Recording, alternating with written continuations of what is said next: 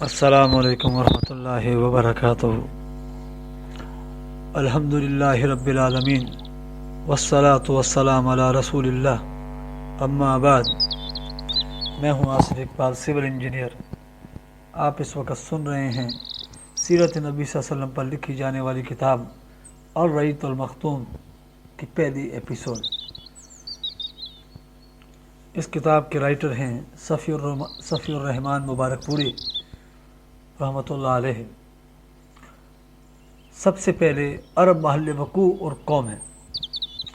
سیرت نبوی در حقیقت اس پیغام ربانی کے عملی پرتو سے عبارت ہے جسے رسول اللہ صلی اللہ علیہ وسلم نے انسانی جمعیت کے سامنے پیش کیا تھا، اور جس کے ذریعے انسان کو تاریکیوں سے نکال کر روشنی میں اور بندوں کی بندگی سے نکال کر خدا کی بندگی میں داخل کر دیا تھا۔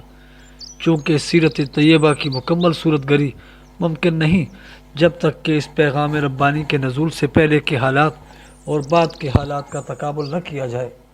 اس لیے اصل بعث سے پہلے پیش نظر باب میں اسلام سے پہلے کی عرب اقوام اور ان کی نشو و نما کی کیفیت بیان کرتے ہوئے ان حالات کا خاکہ پیش کیا جا رہا ہے جن میں رسول اکرم صلی اللہ علیہ وسلم کی بعثت ہوئی تھی۔ لفظ عرب کے لغوی معنی ہیں صحرا اور بے آب و گیا زمین۔ عہد قدیم سے یہ لفظ جزیرہ نمائے عرب اور اس میں بسنے والی قوموں پر بولا گیا ہے۔ عرب کے مغرب میں بحرہ احمر اور جزیرہ نمائے سینا ہے۔ مشرق میں خلیج عرب اور جنوبی عراق کا ایک بڑا حصہ ہے۔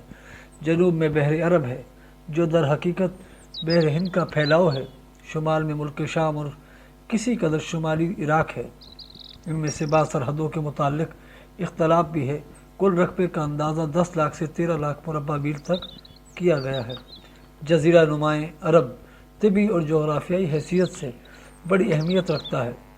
اندرونی طور پر یہ ہر چار جانب سے صحرا اور ریگستان سے گھرا ہوا ہے، جس کی بدولت یہ ایسا محفوظ قلعہ بن گیا ہے کہ بیرونی قوموں کے لیے اس پر قبضہ کرنا اور اپنا اثر و نفوذ پھیلانا سخت مشکل ہے۔ یہی وجہ ہے کہ کل جزیرہ العرب کے باشندے عہد قدیم سے اپنے جملہ معاملات میں مکمل طور پر آزاد و خود مختار نظر آتے ہیں، حالانکہ یہ ایسی دو عظیم طاقتوں کے ہمسایہ تھے کہ اگر یہ ٹھوس قدرتی رکاوٹ نہ ہوتی تو ان کے حملے روک لینا باشندگان عرب کی بس کی بات نہ تھی۔ بیرونی طور پر جزیرہ نمائے عرب پرانی دنیا کے تمام معلوم براعظموں کے بیچوں بیچ واقع ہے اور خشکی اور سمندر دونوں راستوں سے ان کے ساتھ جڑا ہوا ہے۔ اس کا شمال مغربی گوشہ برائے اعظم افریقہ میں داخلے کا دروازہ ہے۔ شمالی مشرقی گوشہ یورپ کی کنجی ہے۔ مشرقی گوشہ ایران، وسط ایشیا اور مشرق بعید کے دروازے کھولتا ہے اور ہندوستان اور چین تک پہنچاتا ہے۔ اسی طرح ہر براعظم سمندر کے راستے بھی جزیرہ نمائے عرب سے جڑا ہوا ہے اور ان کے جہاز عرب بندرگاہوں پر براہ راست لنگر انداز ہوتے ہیں۔ اس جغرافیائی محل وقوع کی وجہ سے جزیرۃ العرب کے شمالی اور جنوبی گوشے مختلف قوموں کی آماجگاہ اور تجارت و ثقافت اور فنون و مذاہب کے لیے دین کا مرکز رہ چکے ہیں۔ مورخین نے نسلی اعتبار سے عرب اقوام کی 3 قسمیں قرار دی ہیں۔ نمبر 1 عرب بائدہ، یعنی وہ قدیم عرب قبائل اور قومیں جو بالکل ناپید ہو گئی ہیں اور ان کے متعلق ضروری تفصیلات بھی دستیاب نہیں، مثلاً عاد، سمود، تسم اور جدیس، عمالقہ وغیرہ۔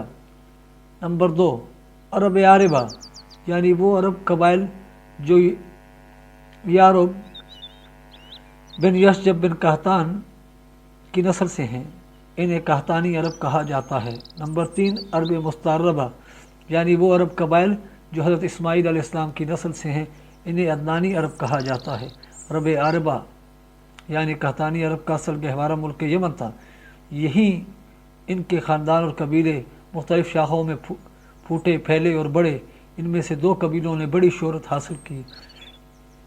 الف حمیر، جس کی مشہور شاخیں زید، الجمہور، قزاع اور سکاسک ہیں۔ ب کہلان، جس کی مشہور شاخیں حمدان، انمار، طی، مزہج، کنندہ، لخم، جذام، ازد، اوس، خزرج اور اولاد جفتہ ہیں۔ جنہوں نے آگے چل کر ملک شام کے اطراف میں بادشاہت قائم کی اور آل غسان کے نام سے مشہور ہوئے۔ عام کہلانی قبائل نے بعد میں یمن چھوڑ دیا اور جزیرۃ العرب کے مختلف اطراف میں پھیل گئے۔ ان کی عمومی ترک وطن کا واقعہ سیل ارم سے کسی قدر پہلے اس وقت پیش آیا جب رومیوں نے مصر و شام پر قبضہ کر کے اہل یمن کی تجارت کے بحری راستے پر اپنا تسلط جما لیا اور بری شاہراہ کی سہولیات غارت کر کے اپنا دباؤ اس قدر بڑھا دیا کہ کہلانیوں کی تجارت تباہ ہو کر رہ گئی۔ کچھ عجیب نہیں کہ کہلانی اور حمیری خاندانوں میں چشمک بھی رہی ہو اور یہ بھی کہلانیوں کے ترک وطن کا ایک مؤثر سبب بنی ہو۔ اس کا اشارہ اس سے بھی ملتا ہے کہ کہلانی قبائل نے تو ترک وطن کیا لیکن حمیری قبائل اپنی جگہ برقرار رہے۔ جن کہلانی قبائل نے ترک وطن کیا ان کی 4 قسمیں کی جاتی ہیں۔ نمبر 1، ازد۔ انہوں نے اپنے سردار عمران بن عمرو مزیکیہ کے مشورے پر ترک وطن کیا۔ پہلے تو یہ یمن میں ہی ایک جگہ سے دوسری جگہ منتقل ہوتے رہے اور حالات کا پتہ لگانے کے لیے آگے ہر اول دستوں کو بھیجتے رہے، لیکن آخر کار شمال کا رخ کیا اور پھر مختلف شاخیں گھومتے گھماتے مختلف جگہ دائمی طور پر سکونت پذیر ہو گئیں۔ اس کی تفسیر درج ذیل ہے۔ اس نے اولاً حجاز کا رخ کیا اور سلبیہ اور ذیقار کے درمیان اقامت اختیار کی۔ جب اس کی اولاد بڑی ہو گئی اور خاندان مضبوط ہو گیا تو مدینہ کی طرف کوچ کیا اور اسی کو اپنا وطن بنا لیا۔ اس ثعلبہ کی نسل سے اوس اور خزرج ہیں جو ثعلبہ کے صاحبزادے حارثہ کے بیٹے ہیں، یعنی خزاعہ اور اس کی اولاد۔ یہ لوگ پہلے سرزمین حجاز میں گردش کرتے ہوئے مرا الزہران میں خیمہ زن ہوئے، پھر حرم پر دھاوا بول دیا اور بنی جزہم کو نکال کر خود مکہ میں بود باش اختیار کر لے۔ عمران بن عمرو اس نے اور اس کی اولاد نے عمان میں سکونت اختیار کی، اس لیے یہ لوگ ازد امان کہلاتے ہیں۔ نصر بن ازد اس سے تعلق رکھنے والی قبائل نے تہامہ میں قیام کیا، یہ لوگ ازد شنوع کہلاتے ہیں۔ جفنہ بن عمرو اس نے ملک شام کا رخ کیا اور اپنی اولاد سمیت وہیں متوطن ہو گیا۔ یہی شخص غسانی بادشاہوں کا جد اعلیٰ ہے۔ انہیں آل غسان اس لیے کہا جاتا ہے کہ ان لوگوں نے شام منتقل ہونے سے پہلے حجاز میں غسان نامی ایک چشمے پر کچھ عرصہ قیام کیا تھا۔ لخم و جذام، انہی لخمیوں میں نصر بن ربیعہ تھا جو ہیرا کے شاہان آل منذر کا جد اعلیٰ ہے۔ بنو تئی، اس قبیلے نے بنو ازد کے ترک وطن کے بعد شمال کا رخ کیا اور اجا اور سلمہ نامی 2 پہاڑیوں کے درمیان میں مستقل طور پر سکونت پذیر ہو گئے، یہاں تک کہ یہ دونوں پہاڑیاں قبیلہ تئی کی نسبت سے مشہور ہو گئیں۔ کنندہ، یہ لوگ پہلے بحرین موجودہ الاحسا میں خیمہ زن ہوئے لیکن مجبوراً وہاں سے دستکش ہو کر حضرموت گئے مگر وہاں بھی امان نہ ملی اور آخر کار نجد میں ڈیرے ڈالنے پڑے۔ یہاں ان لوگوں نے ایک عظیم الشان حکومت کی داغ بیل ڈالی مگر یہ حکومت پائیدار ثابت نہ ہوئی اور اس کے آثار جلد ہی ناپید ہو گئے۔ کہلان کے علاوہ حمیر کا بھی صرف ایک قبیلہ قضاء ایسا ہے اور اس کا حمیری ہونا بھی مختلف ہے جس نے یمن سے ترک وطن کر کے حدود عراق میں بادیۃ المسادہ کے اندر بود باش اختیار کی۔ عرب مستعربہ، ان کے جد اعلیٰ سیدنا ابراہیم علیہ السلام اصلاً عراق کے ایک شہر اور کے باشندے تھے۔ یہ شہر دریائے فرات کے مغربی ساحل پر کوفے کے قریب واقع تھا۔ اس کی کھدائی کے دوران جو کتبات برآمد ہوئے ہیں ان سے اس شہر کے متعلق بہت سی تفصیلات منظر عام پر آئی ہیں اور حضرت ابراہیم علیہ السلام کے خاندان کی بعض تفصیلات اور باشندگان ملک کے دینی اور اجتماعی حالات سے بھی پردہ ہٹا ہے۔ یہ معلوم ہوا کہ حضرت ابراہیم علیہ السلام یہاں سے ہجرت کر کے شہر غزان تشریف لے گئے اور پھر وہاں سے فلسطین جا کر اسی ملک کو اپنی پیغمبرانہ سرگرمیوں کا مرکز بنا لیا تھا اور دعوت و تبلیغ کے لیے یہیں سے اندرون بیرون ملک مصروف تگ و تاز رہا کرتے تھے۔ ایک بار آپ مصر تشریف لے گئے۔ فرعون نے آپ کی بیوی سارہ کی کیفیت سنی تو ان کے بارے میں بدنیت ہو گیا اور اپنے دربار میں برے ارادے سے بلایا، لیکن اللہ نے حضرت سارہ کی دعا کے نتیجے میں غیبی طور پر فرعون کی ایسی گرفت کی کہ وہ ہاتھ پاؤں مارنے لگا اور پھینکنے لگا۔ اس کی نیت بعد اس کے منہ پر مار دی گئی اور وہ حادثے کی نوعیت سے سمجھ گیا کہ حضرت سارہ اللہ تعالیٰ کی نہایت خاص اور مقرب بندی ہیں، اور وہ حضرت سارہ کی اس خصوصیت سے اس قدر متاثر ہوا کہ اپنی بیٹی ہاجرہ کو ان کی خدمت میں دے دیا۔ پھر سارہ نے حضرت ہاجرہ کو حضرت ابراہیم علیہ السلام کی زوجیت میں دے دیا۔ حضرت ابراہیم علیہ السلام حضرت سارہ اور حضرت ہاجرہ کو ہمراہ لے کر فلسطین واپس تشریف لائے۔ پھر اللہ تعالیٰ نے حضرت ابراہیم علیہ السلام کو ہاجرہ علیہ السلام کے بطن سے ایک فرزند ارجمند اسماعیل عطا فرمایا، لیکن اس پر حضرت سارہ کو جو بے اولاد تھیں بڑی غیرت آئی، اور انہوں نے حضرت ابراہیم علیہ السلام کو مجبور کیا کہ حضرت ہاجرہ کو ان کے نوازیدہ بچے سمیت جلا وطن کر دیں۔ حالات نے ایسا رخ اختیار کیا کہ انہیں حضرت سارہ کی بات ماننی پڑی، اور وہ حضرت ہاجرہ اور حضرت اسماعیل علیہ السلام کو ہمراہ لے کر حجاز تشریف لے گئیں، اور وہاں ایک بے آب و گیا وادی میں بیت اللہ شریف کے قریب ٹھہرا دیا۔ اس وقت بیت اللہ شریف نہ تھا، صرف ٹیلے کی طرح ابری ہوئی زمین تھی۔ سیلاب آتا تھا تو دائیں بائیں سے کترا کر نکل جاتا تھا۔ وہیں مسجد الحرام کے بالائی حصے میں زمزم کے پاس ایک بہت بڑا درخت تھا۔ آپ نے اسی درخت کے پاس حضرت ہاجرہ اور حضرت اسماعیل علیہ السلام کو چھوڑا تھا۔ اس وقت مکہ میں نہ پانی تھا، نہ آدم اور نہ آدمزاد، اس لیے حضرت ابراہیم علیہ السلام نے ایک توشادان میں کھجور اور ایک مشکیزے میں پانی رکھ دیا۔ اس کے بعد فلسطین واپس چلے گئے، لیکن چند ہی دن میں کھجور اور پانی ختم ہو گیا اور سخت مشکل پیش آئی، مگر اس مشکل وقت پر اللہ کے فضل سے زمزم کا چشمہ پھوٹ پڑا اور ایک عرصہ تک کے لیے سامان رزق و متاع حیات بن گیا۔ تفصیلات معلوم و معروف ہیں۔ کچھ عرصے بعد یمن سے ایک قبیلہ آیا جسے تاریخ میں جرہم ثانی کہا جاتا ہے۔ یہ قبیلہ اسماعیل علیہ السلام کی ماں سے اجازت لے کر مکہ میں ٹھہر گیا۔ کہا جاتا ہے کہ یہ قبیلہ پہلے مکہ کے گرد و پیش کی وادیوں میں سکونت پذیر تھا۔ صحیح بخاری میں اتنی صراحت موجود ہے کہ رہائش کی غرض سے یہ لوگ مکہ میں حضرت اسماعیل علیہ السلام کی آمد کے بعد اور ان کے جوان ہونے سے پہلے وارد ہوئے تھے، لیکن اس وادی سے ان کا گزر اس سے پہلے بھی ہوا کرتا تھا۔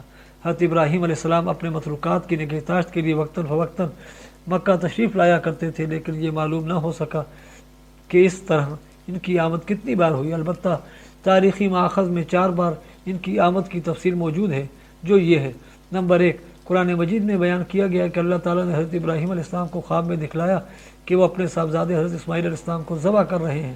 یہ خواب ایک طرح کا حکم الہی تھا، اور باپ بیٹے دونوں اس حکم الہی کی تعمیل کے لیے تیار ہو گئے، اور جب دونوں نے سر خم تسلیم کر دیا اور باپ نے بیٹے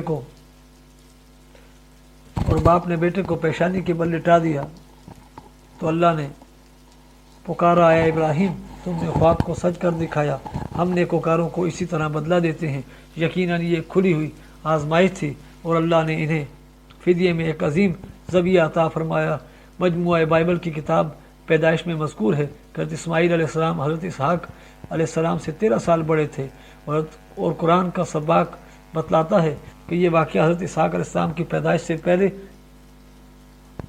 پیش آیا تھا، کیونکہ پورا واقعہ بیان کر چکنے کے بعد حضرت اسحاق علیہ السلام کی پیدائش کی بشارت کا ذکر ہے۔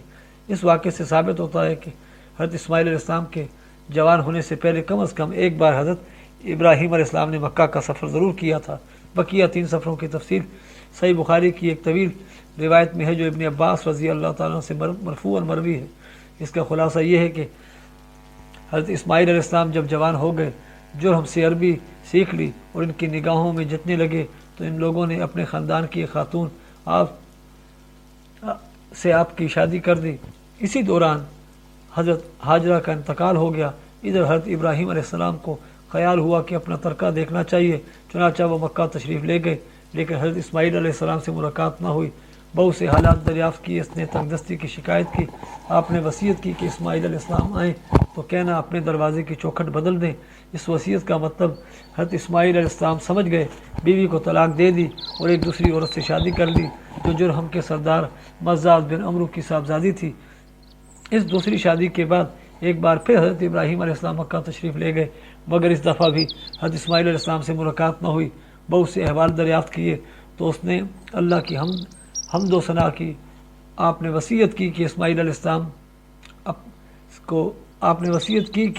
علیہ السلام اپنے دروازے کی چوکھٹ برقرار رکھیں اور فلسطین واپس ہو گئے۔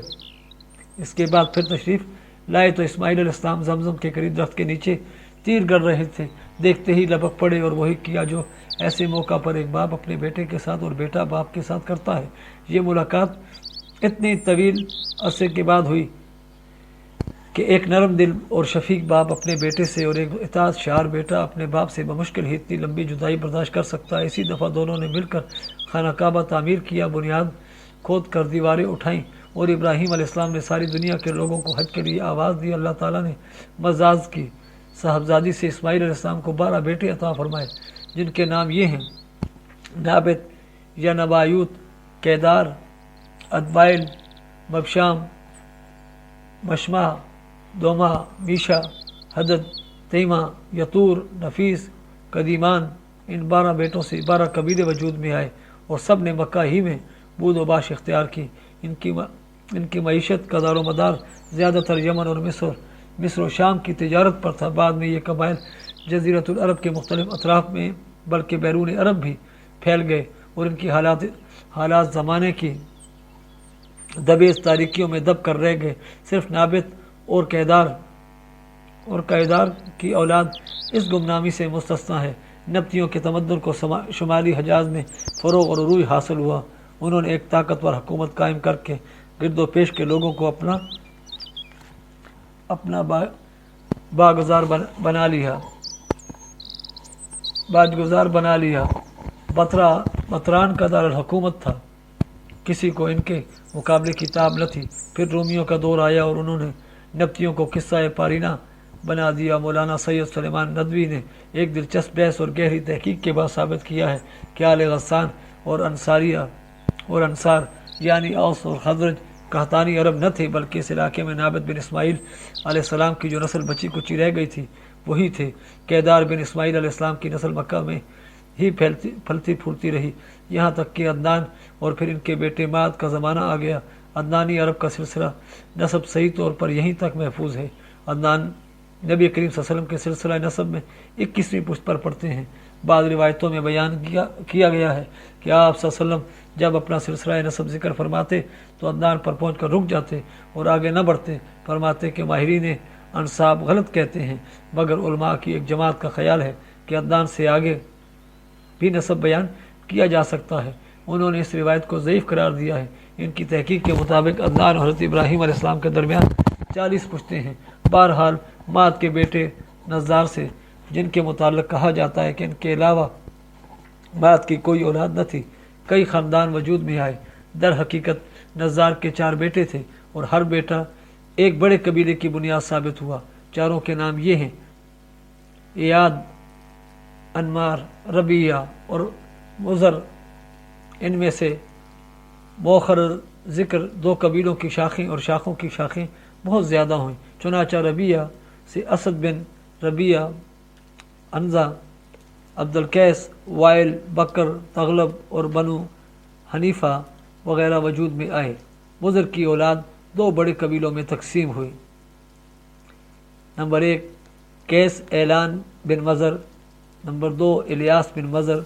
قیس اعلان سے بنو سلیم، بنو حوازن، بنو غطفان سے ابس، زبیان، اشجع اور غنی بن اسر کے قبائل وجود میں آئے۔ الیاس بن مضر سے تمیم بن مرہ، حوزیل بن مدرکہ، بنو اسد بن خزیمہ اور کنانہ بن خزیمہ کے قبائل وجود میں آئے۔ پھر کنانہ سے قریش کا قبیلہ وجود میں آیا۔ یہ قبیلہ فہر بن مالک بن نضر بن کنانہ کی اولاد سے ہے۔ پھر قریش بھی مختلف شاخوں میں تقسیم ہوئے۔ مشہور قریشی شاخوں کے نام یہ ہیں: جمحہ، سہم، عدی، مخزوم، تیم، زہرہ اور قصہ بن کلاب کے خاندان یعنی عبد الدار، اسد بن عبد العزیٰ اور عبد المناف۔ یہ تینوں قصی کے بیٹے تھے۔ ان میں سے عبد المناف کے 4 بیٹے ہوئے، جن سے 4 ذیلی قبیلے وجود میں آئے، یعنی عبد الشمس، نوفل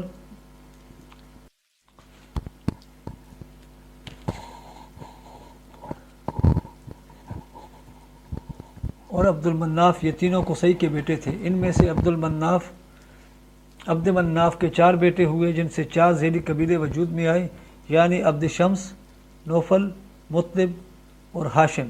انہیں ہاشم کی نسل سے اللہ تعالیٰ نے ہمارے حضور حضرت محمد صلی اللہ علیہ وسلم کا انتخاب فرمایا۔ رسول اکرم صلی اللہ علیہ وسلم کا ارشاد ہے کہ اللہ تعالیٰ نے ابراہیم علیہ السلام کی اولاد میں سے اسماعیل علیہ السلام کا انتخاب فرمایا، پھر اسماعیل علیہ السلام کی اولاد میں سے کنانہ کو منتخب کیا اور کنانہ کی نسل سے قریش کو چنا، پھر قریش سے بنو ہاشم کا انتخاب کیا اور بنو ہاشم میں سے میرا انتخاب کیا۔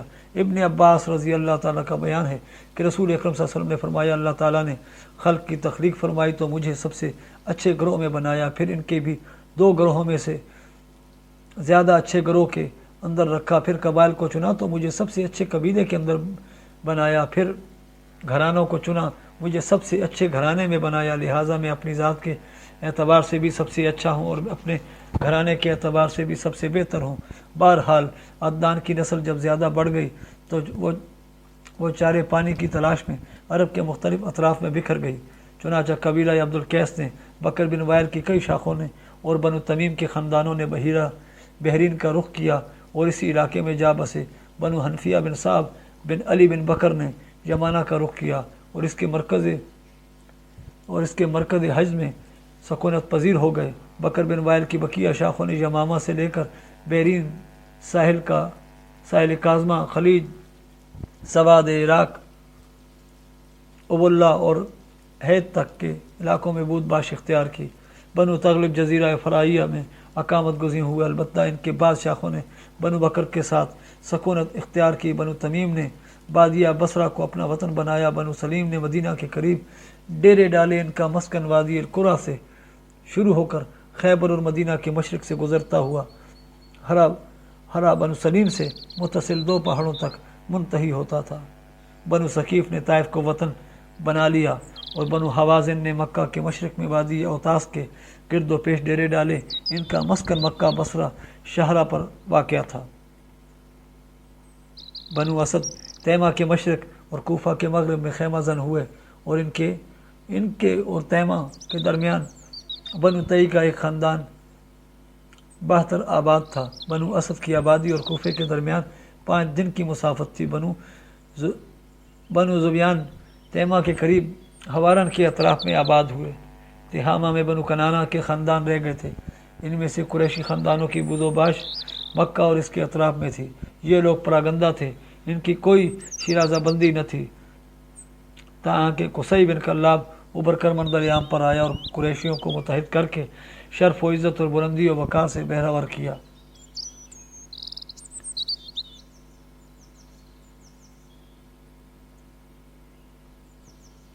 عرب حکومتیں اور سرداریاں اسلام سے پہلے عرب کے جو حالات تھے ان پر گفتگو کرتے ہوئے مناسب معلوم ہوتا ہے کہ وہاں کی حکومتوں، سرداریوں اور مذاہب و ادیان کا بھی ایک مختصر سا خاکہ پیش کر دیا جائے تاکہ ظہور اسلام کے وقت جو پوزیشن تھی وہ بآسانی سمجھ میں آ سکے۔ جس وقت جزیرۃ العرب پر خورشید اسلام کی تابناک شعاعیں ذوِ فگن ہوئیں، وہاں 2 قسم کے حکمران تھے، ایک تاج پوش بادشاہ جو در حقیقت مکمل طور پر آزاد و خود مختار نہ تھے، اور دوسرے قبائل سردار جنہیں اختیار و امتیازات کے اعتبار سے وہی حیثیت حاصل تھی جو تاج پوش بادشاہوں کی تھی، لیکن ان کی اکثریت کو ایک مزید امتیاز یہ بھی حاصل تھا کہ وہ پورے طور پر آزاد و خود مختار تھے۔ تاج پوش حکمران یہ تھے: شاہان یمن، شاہان آل غسان شام اور شاہان ہیرا عراق۔ بقیہ عرب حکمران تاج پوش نہ تھے۔ یمن کی بادشاہی عرب عربہ میں سے جو قدیم ترین یمانی قوم معلوم ہو سکی وہ قوم سبا ہے، اور عراق سے جو کتبات برآمد ہوئے ہیں ان میں 2500 سال قبل مسیح اس قوم کا ذکر ملتا ہے، لیکن اس کے عروج کا زمانہ 11 صدی قبل مسیح سے شروع ہوتا ہے۔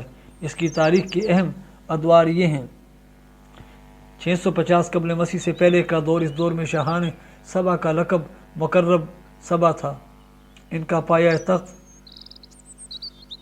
سرواہا تھا جس کے کھنڈر آج بھی معارب کے مغرب میں ایک دن کی راہ پر پائے جاتے ہیں اور خریبہ کے نام سے مشہور ہیں۔ اسی دور میں معارب کے مشہور بند کی بنیاد رکھی گئی جسے یمن کی تاریخ میں بڑی اہمیت حاصل ہے۔ کہا جاتا ہے کہ اس دور میں سلطنت سبا کو اس قدر عروج حاصل ہوا کہ انہوں نے عرب کے اندر اور عرب سے باہر جگہ جگہ اپنی نو آبادیاں قائم کر لی تھیں۔ نمبر 2، 650 قبل مسیح سے 115 قبل مسیح تک کا دور۔ اس دور میں सबा के बादशाहों ने मुकर्रब का लफ्ज़ छोड़कर मुल्क बादशाह का लक़ब इख्तियार कर लिया और सरवाहा के बजाय मारब को अपना दारुल सल्तनत बनाया। इस शहर के खंडर आज भी सना के 60 मील मशरक़ में पाए जाते हैं। 115 कबल मसीह से 300 कबल मसीह तक का दौर, इस दौर में सबा की मुमलिकत पर कबीला हमीर को गलबा हासिल रहा और इसने मारब के बजाय रैदान को अपना पाया तख्त बनाया। फिर रैदान का नाम जफ़ार पड़ गया, जिसके खंडरात आज भी शहर यरीम के करीब एक मुदावर पहाड़ी पर पाए जाते हैं। यही दौर है जिसमें कौम सबा का ज़वाल शुरू हुआ। पहले नबतियों ने शुमाली हजाज पर अपना इक़्तिदार कायम करके सबा को इनकी नौआबादियों से निकाल बाहर किया। फिर रोमियों ने मिस्र, शाम और शुमाली हजाज पर कब्ज़ा करके इनकी तिजारत के बहरी रास्ते को मखदूश कर दिया और इस तरह इनकी तिजारत रफ्ता रफ्ता तबाह हो गई। इधर कहतानी कबाइल ख़ुद भी बहम दस्तो गिरेबान थे। इन हालात का नतीजा ये हुआ कि कहतानी कबाइल अपना वतन छोड़ कर इधर उधर परागंदा हो गए। 300 ईस्वी के बाद से आगाज़ इस्लाम तक का दौर, इस दौर में यमन के अंदर मुसलसल इस्तराब व इंतशार बरपा रहा।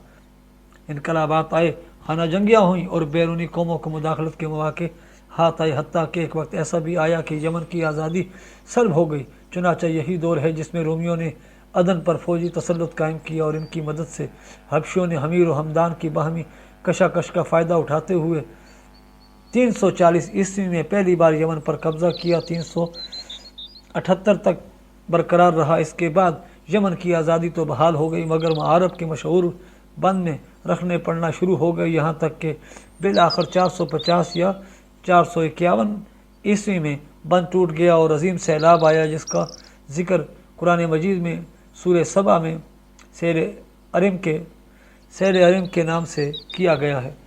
यह बड़ा ज़बरदस्त हादसा था। इसके नतीजे में बस्तियों की बस्तियाँ वीरान हो गईं और बहुत से कबाइल इधर उधर बिखर गए। फिर 523 ईस्वी में एक और संगीन हादसा पेश आया, यानी यमन के यहूदी बादशाह जनुवास ने नजरान के ईसाइयों पर एक हैबतनाक हमला करके इन्हें ईसाई मज़हब छोड़ने पर मजबूर करना चाहा, और जब वो इस पर आमादा न हुए तो जनुवास ने खंदकें खुदवा कर इन्हें भड़कती हुई आग के अलाव में झोंक दिया। कुरान मजीद ने सूरह बरूज की आयत क़ुतिल अस्हाबुल उख़्दूद में इस दर्जाखेज़ वाक़े की तरफ इशारा किया है।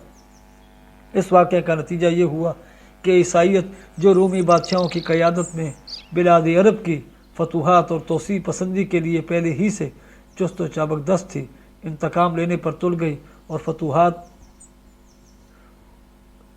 पर तुल गई और हबशियों को यमन पर हमले की तरगीब देते हुए उन्हें बहरी बेड़ा मुहैया किया। हबशियों ने रोमियों की शहर पाकर 525 ईस्वी में अरियाद के ज़ेर क़यादत 70,000 फ़ौज से यमन पर दोबारा कब्ज़ा कर लिया। कब्ज़ा के बाद इब्तदान तो शाह हब्श के गवर्नर की हैसियत से अरियाद ने यमन पर हुक्मरानी की, लेकिन फिर इसकी फ़ौज के एक मातहत कमांडर अबरहा ने उसे कत्ल करके ख़ुद इक़्तिदार पर कब्ज़ा कर लिया और शाह हब्श को भी अपने तसर्रुफ़ पर राज़ी कर दिया। ये वही अबरहा है जिसने बाद में खाना काबा को ढाने की कोशिश की और एक लश्कर जर्रार के अलावा चंद हाथियों को भी फौज कशी के लिए साथ लाया, जिसकी वजह से ये लश्कर असहाबुल फील के नाम से मशहूर हो गया। इधर वाक़या फील में हबशियों को जो तबाही हुई, इससे फ़ायदा उठाते हुए अहले यमन ने हुकूमत फ़ारस से मदद मांगी और हबशियों के ख़िलाफ़ अलम बगावत बुलंद करके सैफ ज़ी यज़न हमीरी के बेटे मादिक्रब की क़यादत में हबशियों को मुल्क से निकाल बाहर किया और एक आज़ाद दो खुद मुख्तार कौम की हैसियत से मादिक्रब को अपना बादशाह मुंतखब कर लिया। ये 575 ईस्वी का वाक़या है। आज़ादी के बाद मादिक्रब ने कुछ हबशियों को अपनी खिदमत और शाही जलों की जीनत के लिए रोक लिया, लेकिन ये शौक़ महंगा साबित हुआ। इन हबशियों ने एक रोज़ मादिक्रब को धोखे से कत्ल करके ज़ी यज़न के ख़ानदान से हुक्मरानी का चिराग हमेशा के लिए गुल कर दिया।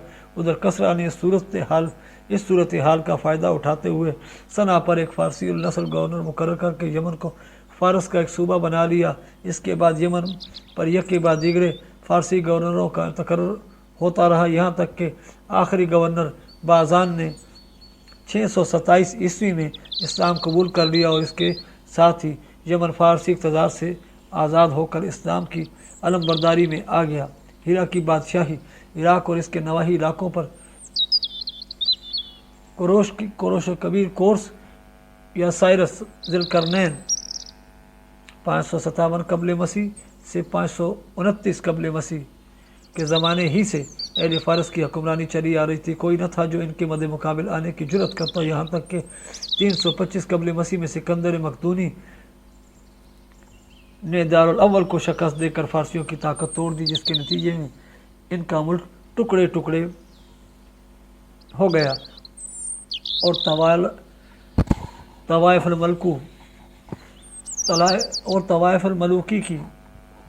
الملوکی شروع ہو گئی۔ یہ انتشار 230 عیسوی تک جاری رہا اور اسی دوران قحطانی قبائل نے ترک وطن کر کے عراق کے ایک بہت بڑے شاداب سرحدی علاقے پر بود باش اختیار کی۔ پھر عدنانی تارکین وطن کا ریلا آیا اور انہوں نے لڑ بھڑ کر جزیرہ افراطیہ کے ایک حصے کو اپنا مسکن بنا لیا۔ ادھر 226 عیسوی میں اردشیا نے جب ساسانی حکومت کی داغ بیٹ ڈالی تو رفتہ رفتہ فارسیوں کی طاقت ایک بار پھر پلٹ آئی۔ اردشیر نے فارسیوں کی شیرازہ بندی کی اور اپنے ملک کی سرحد پر آباد عربوں کو ذیل کیا۔ اس کے نتیجے میں قزا نے ملک کے شام کی راہ لی، جبکہ ہیرا اور انبار کے عرب باشندوں نے باجگزار بننا گوارا کیا۔ اردشیر کے عہد میں ہیرا بادیت العرب اور جزیرہ کے ربیعی اور مزرعی قبائل پر جزیمہ الوضع کی حکمرانی تھی۔ ایسا معلوم ہوتا ہے کہ اردشیر نے محسوس کر لیا تھا کہ عرب باشندوں پر براہ راست حکومت کرنا اور انہیں سرحد پر لوٹ مار سے باز رکھنا ممکن نہیں، بلکہ اس کی صرف ایک ہی صورت ہے کہ خود کسی ایسے عرب کو ان کا حکمران بنا دیا جائے جس سے اپنے کنبے قبیلے کی حمایت و تائید حاصل ہو۔ اس کا ایک فائدہ یہ بھی ہوگا کہ بوقت ضرورت رومیوں کے خلاف ان سے مدد دی جا سکے گی اور شام کے روم نواز عرب حکمرانوں کے مقابل عراق کے ان عرب حکمرانوں کو کھڑا کیا جا سکے گا۔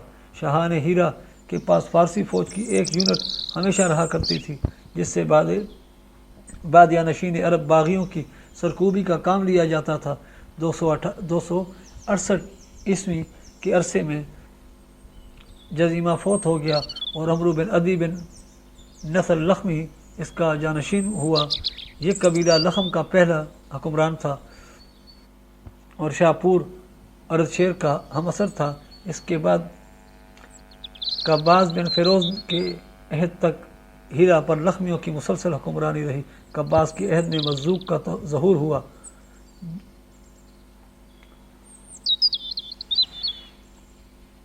جو آباہیت کا علم بردار تھا۔ قباز اور اس کی بہت سی رعایا نے مزوق کی ہمنوائی کی۔ پھر قباز نے ہیرا کے بادشاہ مندر بن مالسما کو پیغام بھیجا کہ تم بھی یہی مذہب اختیار کر لو۔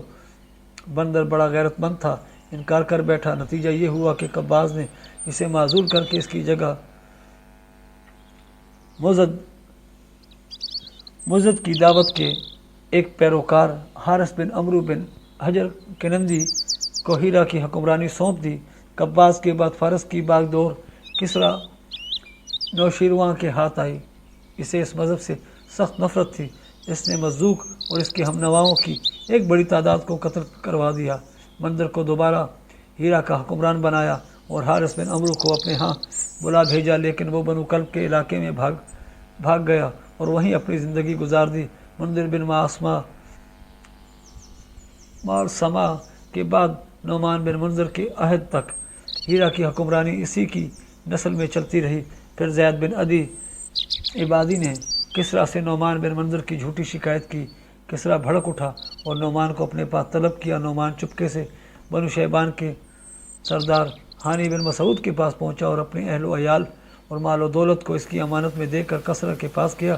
کسرا نے اسے قید کر دیا اور وہ قید ہی میں فوت ہو گیا۔ جب کسرا نے نعمان کو قید کرنے کے بعد اس کی جگہ इयास बिन कबीसा ताई को हीरा का हुक्मरान बनाया और इसे हुक्म दिया कि हानी बिन मसूद से नुमान की अमानत तलब करे। हानी गैरतमंद था, इसने सिर्फ इनकार ही नहीं किया बल्कि ऐलान जंग भी कर दिया। फिर क्या था, इयास अपने जलों में किसरा के लाओ लश्कर और मर्जबानों की जमात लेकर रवाना हुआ और ज़िकार के मैदान में फरीकैन के दरमियान घमसान की जंग हुई, जिसने बनु शैबान को फतह हासिल हुई और फारसियों ने शर्मनाक शिकस्त खाई। ये पहला मौका था जब अरब ने अजम पर फतह हासिल की थी। ये वाक़या नबी करीम सल्लल्लाहु अलैहि वसल्लम की पैदाइश के थोड़े ही दिनों बाद का है। आप सल्लल्लाहु अलैहि वसल्लम की पैदाइश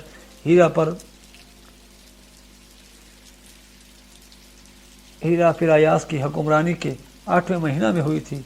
अयास के बाद किसरा ने हीरा पर एक फ़ारसी हाकिम मुकर्रर किया, लेकिन 632 में लखमियों का इक़्तिदार फिर बहाल हो गया और मुंज़िर बिन मारूर नामी इस कबीले के एक शख्स ने बागडोर संभाली।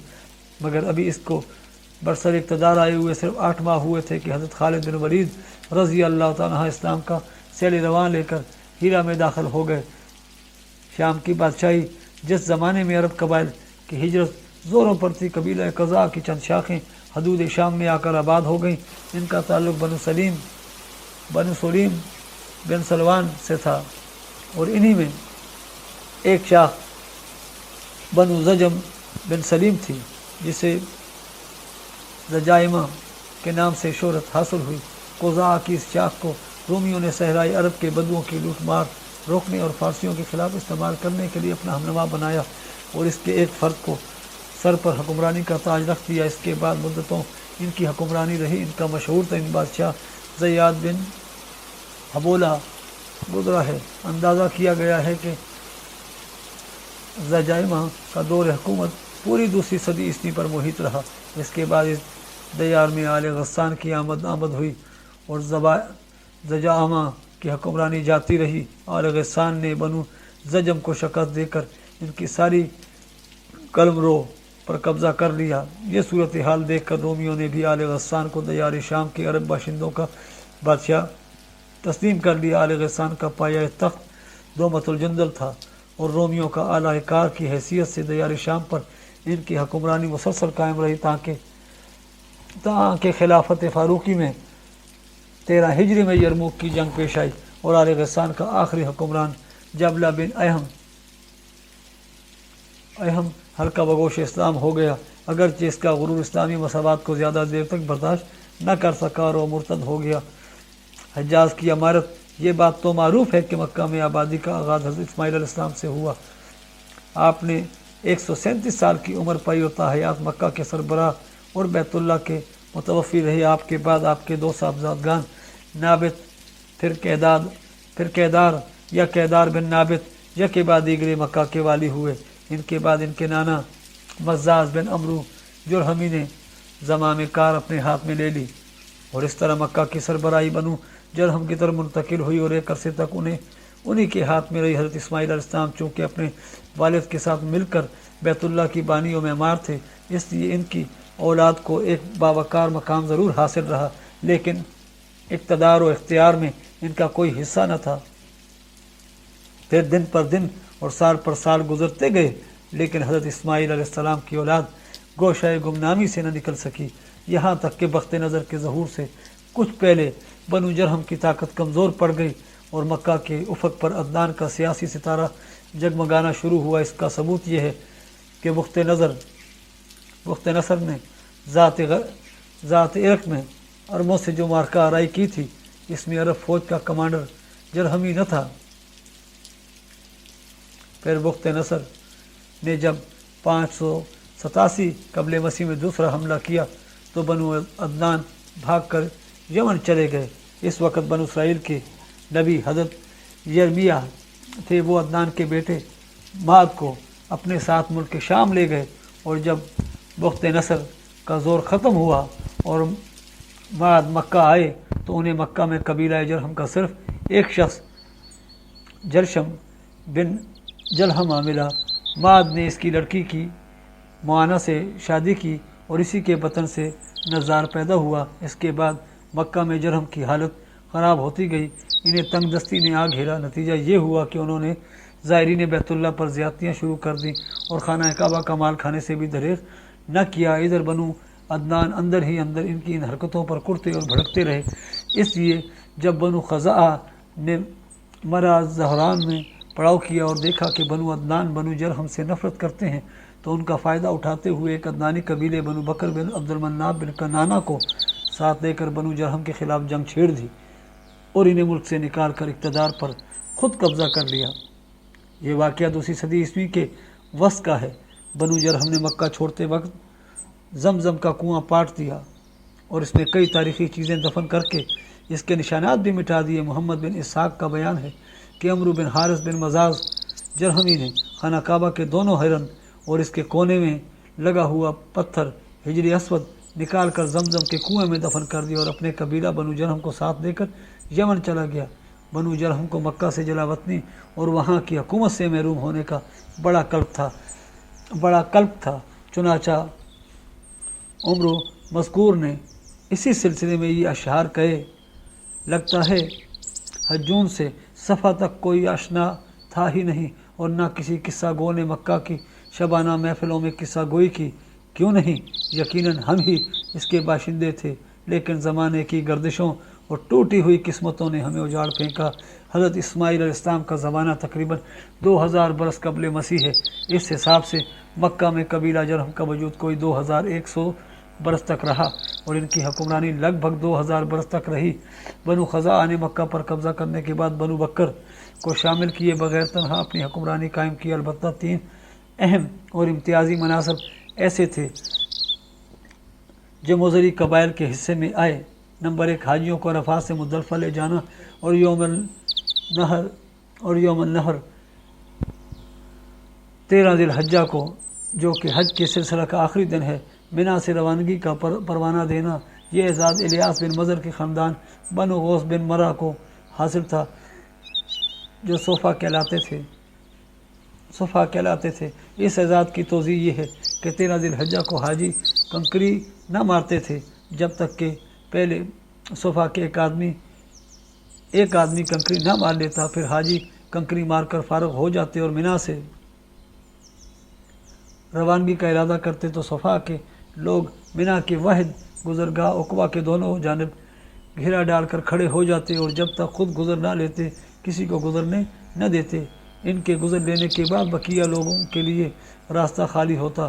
جب صفا ختم ہو گئے تو یہ اعزاز بنو تمیم کے ایک خاندان بنو سعد بن زید منات کی طرف منتقل ہو گیا۔ نمبر 2، 10 ذی الحجہ کی صبح کو مزدلفہ سے منا کی جانب افاظہ روانگی یا اعزاز بنو عدوان کو حاصل تھا۔ نمبر 3، حرام مہینوں کو آگے پیچھے کرنا، یہ اعزاز بنو کنانہ کی ایک شاخ بنو تمیم بن عدی کو حاصل تھا۔ مکہ پر بنو خزاعہ کا اقتدار کوئی 300 برس تک قائم رہا اور یہی زمانہ تھا جب عدنانی قبائل مکہ اور حجاز سے نکل کر نجد، اطراف عراق اور بحرین وغیرہ میں پھیلے اور مکہ کے اطراف میں صرف قریش کی چند شاخیں باقی رہیں جو خانہ بدوش تھیں۔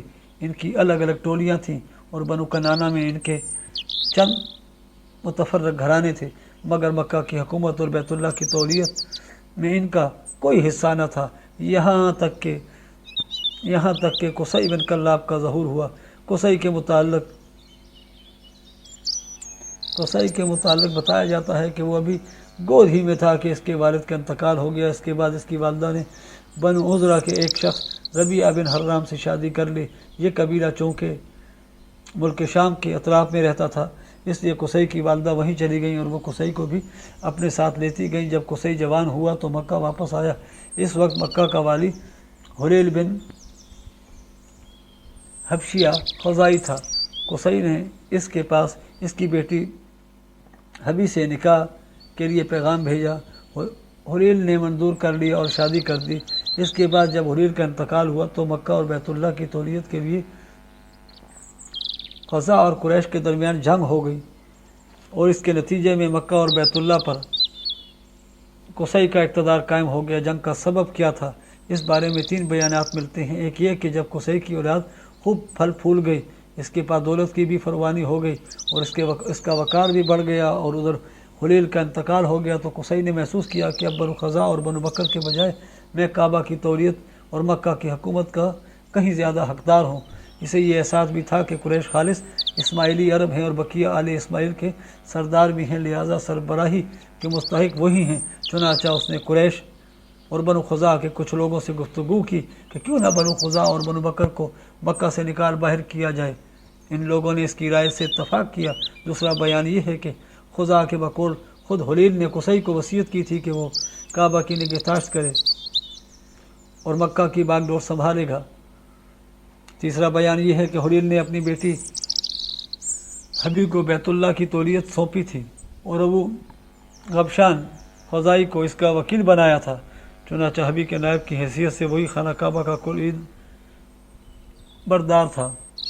جب حلیل کا انتقال ہو گیا تو قصی نے ابو غبشان سے ایک مشت شراب کے بدلے کعبہ کی تولیت خرید لی، لیکن خزاع نے یہ خرید و فروخت منظور نہ کی اور قصی کو بیت اللہ سے روکنا چاہا۔ اس پر قصی نے بنو خزاع کو مکہ سے نکالنے کے لیے قریش اور بنو کنانہ کو جمع کیا اور وہ قصی کی آواز پر لبیک کہتے ہوئے جمع ہو گئے۔ بہرحال وجہ جو بھی ہو، واقعات کا سلسلہ اسی طرح ہے کہ جب حلیل کا انتقال ہو گیا اور صفا نے وہی کرنا چاہا جو وہ ہمیشہ کرتے آئے تھے، تو قصی نے قریش اور کنانہ کے لوگوں کو ہمراہ لیا اور عقبہ کے نزدیک جہاں وہ جمع تھے ان سے آ کر کہا کہ تم سے زیادہ ہم اس اعزاز کے حقدار ہیں۔ اس پر صفا نے لڑائی چھیڑ دی، مگر قصی نے انہیں مغلوب کر کے ان کا اعزاز چھین لیا۔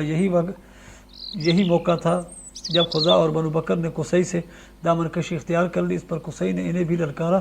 پھر کیا تھا، فریقین میں سخت جنگ چھڑ گئی اور طرفین کے بہت سے آدمی مارے گئے۔ اس کے بعد صلح کی آوازیں بلند ہوئی اور بنو بکر کے ایک شخص یامر بن عوف کو حکم بنایا گیا۔ یامر بن عوف کو حاکم بنایا گیا۔ یامر نے فیصلہ کیا کہ خزاع کے بجائے قصی خانہ کعبہ کی تولیت اور مکہ کے اقتدار کا زیادہ حقدار ہے۔ نیز قصی نے جتنا خون بہایا ہے سب رائیگاں قرار دے کر پاؤں تلے روند رہا ہوں۔ البتہ خزاع اور بنو بکر نے جن لوگوں کو قتل کیا ہے ان کی دیت ادا کریں اور خانہ کعبہ کو بلا روک ٹوک قصی کے حوالہ کر دیں۔ اس فیصلے کی وجہ سے یامر کا لقب شداخ پڑ گیا۔ شداخ کے معنی ہے پاؤں تلے روندنے والا۔ اس فیصلے کے نتیجے میں قصی اور قریش کو مکہ پر مکمل نفوذ اور سیادت حاصل ہو گئی اور قصی بیت اللہ کا دینی سربراہ بن گیا، جس کی زیارت کے لیے عرب کے گوشے گوشے سے آنے والوں کا تانا بندہ رہتا تھا۔ مکہ پر قصی کے تسلط کا یہ واقعہ 5ویں صدی عیسوی کے وسط یعنی 440 عیسوی کا ہے۔ قصی نے مکہ کا بندوبست اس طرح کیا کہ قریش کو اطراف مکہ سے ملا کر پورا شہر ان پر تقسیم کر دیا اور ہر خاندان کو بود و باش کا ٹھکانہ مقرر کر دیا۔ البتہ مہینے آگے پیچھے کرنے والوں کو نیز آل صفوان، بنو عدوان اور بنو مرہ بن عوف کو ان کے مناصب پر برقرار رکھا، کیونکہ قصی سمجھتا تھا کہ یہ بھی دین ہے جس میں رد و بدل کرنا درست نہیں۔ قصی کا ایک کارنامہ یہ بھی ہے کہ اس نے حرم کعبہ کے شمال میں دار الندوہ تعمیر کیا۔ اس کا دروازہ مسجد کی طرف تھا۔ دار الندوہ در حقیقت قریش کی پارلیمنٹ تھی، جہاں تمام بڑے بڑے اور اہم معاملات کے فیصلے ہوتے تھے۔ قریش پر دار الندوہ کے بڑے احسانات ہیں، کیونکہ ان کی عبادت کا ضامن تھا اور یہی ان کے الجھے ہوئے مسائل بحسن و خوبی طے ہوتے تھے۔ قصی کی سربراہی اور عظمت کے حسب ذیل مظاہر حاصل تھے۔ دار الندوہ کی صدارت جہاں بڑے بڑے معاملات کے متعلق مشورے ہوتے تھے اور جہاں لوگ اپنی لڑکیوں کی شادیاں بھی کرتے تھے۔ لواء یعنی جنگ کا پرچم قصی ہی کے ہاتھوں باندھا جاتا تھا۔ حجابت یعنی خانہ کعبہ کی پاسبانی، اس کا مطلب یہ ہے کہ خانہ کعبہ کا دروازہ قصی ہی کھولتا اور وہی خانہ کعبہ کی خدمت اور کلید برداری کا کام انجام دیتا تھا۔ سقایا پانی پلانا، اس کی صورت یہ تھی کہ کچھ حوض میں حاجیوں کے لیے پانی بھر دیا جاتا تھا اور اس میں کچھ کھجوریں اور کشمش ڈال کر شیریں بنا دیا جاتا تھا۔ جب حجاج مکہ آتے تھے تو اسے پیتے تھے۔ رفادہ حاجیوں کی میزبانی، اس کے معنی یہ ہیں کہ حاجیوں کے لیے بطور ضیافت کھانا تیار کیا جاتا تھا۔ اس مقصد کے لیے قصی نے قریش پر ایک خاص رقم مقرر کر رکھی تھی جو موسم حج میں قصی کے پاس جمع کی جاتی تھی۔ قصی اس رقم سے حاجیوں کے لیے کھانا تیار کراتا تھا۔ جو لوگ تنگ دست ہوتے یا جن کے پاس توشہ نہ ہوتا وہ یہی کھانا کھاتے تھے۔ یہ سارے مناسب قصی کو حاصل تھے۔ قصی کا پہلا بیٹا عبد الدار تھا، مگر اس کے بجائے دوسرا بیٹا عبد المناف قصی کی زندگی ہی میں شرف و سیادت کے مقام پر پہنچ گیا تھا۔ اس لیے قصی نے عبد الدار سے کہا کہ یہ لوگ اگرچہ شرف و سیادت میں تم پر بازی لے جا چکے ہیں، مگر میں تمہیں ان کی ہم پلہ کر کے رہوں گا۔ چنانچہ قصی نے اپنے سارے مناصب اور اعزازات کی وصیت عبدالدار کے لیے کر دی، یعنی دار الندوہ کی ریاست، خانہ کعبہ کی حجابت، لوائے سقایت اور رفاع، سب کچھ عبدالدار کو دے دیا، چونکہ کسی کام میں قصی کی مخالفت نہیں کی جاتی تھی اور نہ اس کی کوئی بات مسترد کی جاتی تھی، بلکہ اس کا ہر اقدام اس کی زندگی میں بھی اور اس کی موت کے بعد بھی واجب و اتباع دین سمجھا جاتا تھا۔ اس لیے اس کی وفات کے بعد اس کے بیٹوں نے کسی نزاع کے بغیر اس کی وصیت قائم رکھی، لیکن جب عبدالمناف کی وفات ہو گئی تو اس کے بیٹوں کا ان مناصب کے سلسلے میں اپنے چچیرے بھائیوں یعنی عبدالدار کی اولاد سے جھگڑا ہوا۔ اس کے نتیجے میں قریش دو گروہوں میں بٹ گئے اور قریب تھا کہ دونوں میں جنگ ہو جاتی، مگر پھر انہوں نے صلح کی آواز بلند کی اور ان مناصب کو باہم تقسیم کر دیا۔ چنانچہ سقایت اور رفادہ کے مناصب بنو عبدالمناف کو دیے گئے اور دار الندوہ کی سربراہی، لوا اور حجابت بنو عبدالدار کے ہاتھ میں رہی۔ پھر بنو عبدالمناف نے اپنے حاصل شدہ مناصب کے لیے قرعہ ڈالا تو قرعہ ہاشم بن عبدالمناف کے نام نکلا، لہٰذا ہاشم ہی نے اپنی زندگی بھر سقایہ اور رفادہ کا انتظام کیا۔ البتہ جب ہاشم کا انتقال ہو گیا تو ان کے بھائی مطلب نے ان کی جانشینی کی، مگر مطلب کے بعد ان کے بھتیجے عبدالمطلب بن ہاشم نے، جو رسول اکرم صلی اللہ علیہ وسلم کے دادا تھے، یہ منصب سنبھال لیا اور ان کے بعد ان کی اولاد ان کی جانشین ہوئی، یہاں تک کہ جب اسلام کا دور آیا تو حضرت عباس بن عبدالمطلب اس منصب پر فائز تھے۔ ان کے علاوہ کچھ اور مناصب بھی تھے جنہیں قریش نے باہم تقسیم کر رکھا تھا۔ ان مناصب اور انتظامات کے ذریعے قریش نے ایک چھوٹی سی حکومت بلکہ حکومت نما انتظامیہ قائم کر رکھی تھی، جس کے سرکاری ادارے اور تشکیلات کچھ اسی ڈھنگ کی تھیں جیسی آج کل پارلیمانی مجلسیں اور ادارے ہوا کرتے ہیں۔ ان مناصب کا خاکہ حسب ذیل ہے۔ نمبر 1، اعصار یعنی فال گیری اور قسمت دریافت کرنے کے لیے بتوں کے پاس جو تیر رکھتے تھے، ان کی تولیت یہ منصب بنو جمع کو حاصل تھا۔ نمبر 2، مالیات کا نظم یعنی بتوں کے تقرب کے لیے جو نذرانے اور قربانیاں پیش کی جاتی تھیں، ان کا انتظام کرنا، نیز جھگڑے اور مقدمات کا فیصلہ کرنا، یہ کام بنو سہم کو سونپا گیا تھا۔ نمبر 3،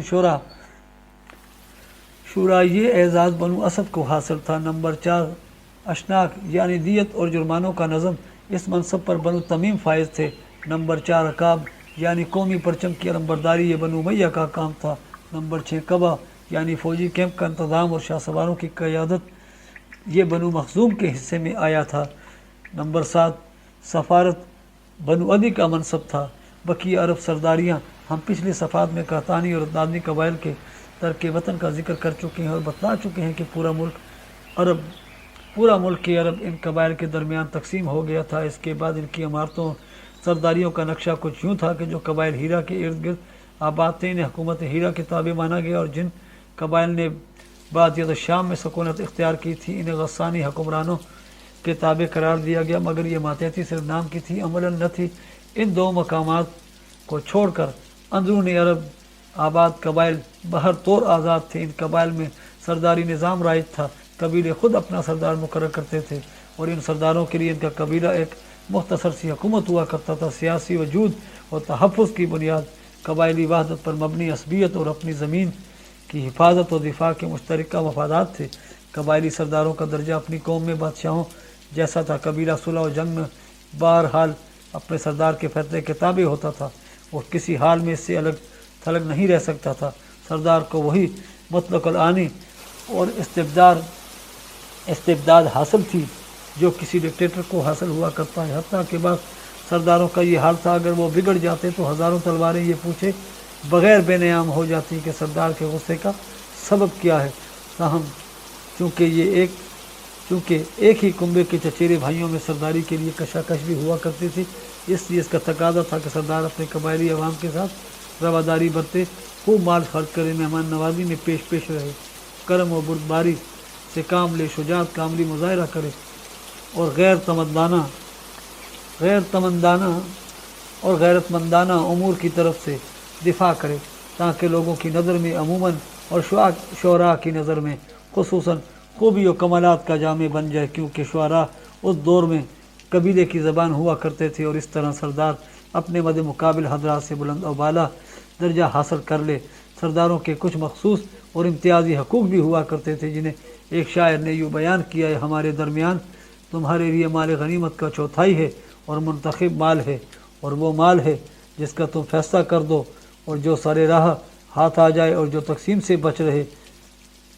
میرے مال غنیمت کا چوتھائی حصہ صفی وہ مال جسے تقسیم سے پہلے ہی سردار اپنے لیے منتخب کر لے۔ نشیتا وہ مال جو اصل قوم تک پہنچنے سے پہلے راستے ہی میں سردار کے ہاتھ لگ جائے۔ فضول وہ مال جو تقسیم کے بعد بچ رہے اور غازیوں کی تعداد پر برابر تقسیم نہ ہو،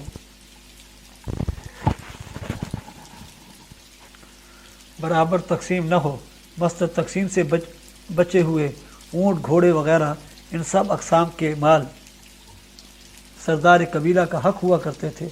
سیاسی حالت جزیرۃ العرب کی حکومتوں اور حکمرانوں کا ذکر ہو چکا، بے جا نہ ہوگا کہ اب ان کے کسی قدر سیاسی حالات بھی ذکر کر دی جائیں۔ جزیرۃ العرب کی وہ تینوں سرحدی علاقے جو غیر ممالک کے پڑوس میں پڑتے تھے، ان کی سیاسی حالت سخت اضطراب و انتشار و انتہائی زوال و انحطاط کا شکار تھی۔ انسان مالک اور غلام یا حاکم و محکوم کے دو طبقوں میں بٹا ہوا تھا۔ سارے فوائد سربراہوں اور خصوصاً غیر ملکی سربراہوں کو حاصل تھے اور سارا بوجھ غلاموں کے سر تھا۔ اس سے زیادہ واضح الفاظ میں یوں کہا جا سکتا ہے کہ رعایا در حقیقت ایک کھیتی تھی جو حکومت کے لیے محاصل اور آمدنی فراہم کرتی تھی، اور حکومتیں اسے لذتوں، شہوتوں، عشرانی اور ظلم و جور کے لیے استعمال کرتی تھیں، اور ان پر ہر طرف سے ظلم کی بارش ہو رہی تھی، مگر وہ حرف شکایت زبان پر نہ لا سکتے تھے، بلکہ ضروری تھا کہ طرح طرح کی ذلت و رسوائی اور ظلم و چیرہ دستی برداشت کریں اور زبان بند رکھیں، کیونکہ جبر و استبداد کی حکمرانی تھی اور انسانی حقوق نام کی کسی چیز کا کوئی وجود نہ تھا۔ ان علاقوں کے پڑوس میں رہنے والے قبائل تذبذب کا شکار تھے، انہیں اغراض و خواہشات ادھر سے ادھر اور ادھر سے ادھر پھینکتی رہتی تھی۔ کبھی وہ عراقیوں کے ہم نوا ہو جاتے تھے اور کبھی شامیوں کی ہاں میں ہاں ملاتے تھے۔ جو قبائل اندرون عرب آباد تھے، ان کے بھی جوڑ ڈھیلے اور شیرازہ منتشر تھا۔ ہر طرف قبائلی جھگڑوں، نسلی فسادات اور مذہبی اختلافات کی گرم بازاری تھی، جس میں ہر قبیلے کے افراد بہر صورت اپنے اپنے قبیلے کا ساتھ دیتے تھے، خواہ وہ حق پر ہوں یا باطل پر۔ چنانچہ ان کا ترجمان کہتا ہے، میں بھی تو قبیلہ غزیہ ہی کا ایک فرد ہوں، اگر وہ غلط راہ پر چلے گا تو میں بھی غلط راہ پر چلوں گا، اور اگر وہ صحیح راہ پر چلے گا تو میں بھی صحیح راہ پر چلوں گا۔ اندرون عرب کوئی بادشاہ نہ تھا جو ان کی آواز کو قوت پہنچاتا، اور نہ کوئی مرجع ہی تھا جس کی طرف مشکلات و شدائد میں رجوع کیا جاتا اور جس پر دقت پڑنے پر اعتماد کیا جاتا۔ ہاں، حجاز کی حکومت کو قدر و احترام کی نگاہ سے یقیناً دیکھا جاتا تھا اور اسے مرکز دین کا قائد و پاسبان بھی تصور کیا جاتا تھا۔ یہ حکومت در حقیقت ایک طرح کی دینی قیادت اور دینی پیشوائی کا معجون و مرکب تھی۔ اسے اہل عرب پر دینی پیشوائی کے نام سے بالادستی حاصل تھی، اور حرام و اطراف حرم پر اس کے باقاعدہ حکمرانی تھی۔ وہی زائرین بیت اللہ کی ضروریات کا انتظام اور شریعت ابراہیمی کے احکام کا نفاذ کرتی تھی، اور اس کے پاس پارلیمانی اداروں جیسے ادارے اور تشکیلات بھی تھیں۔ لیکن یہ حکومت اتنی کمزور تھی کہ اندرون عرب کی ذمہ داریوں کا بوجھ اٹھانے کی طاقت نہ رکھتی تھی، جیسا کہ حبشیوں کے حملے کے موقع پر ظاہر ہوا۔ اس کے ساتھ ہی ہماری آج کی ایپیسوڈ ختم ہوتی ہے۔ انشاءاللہ ملتے ہیں اگلی ایپیسوڈ میں۔ آپ ہمارے چینل کو سبسکرائب کریں، کمنٹس میں اپنی قیمتی آراء لکھیں۔ اللہ حافظ۔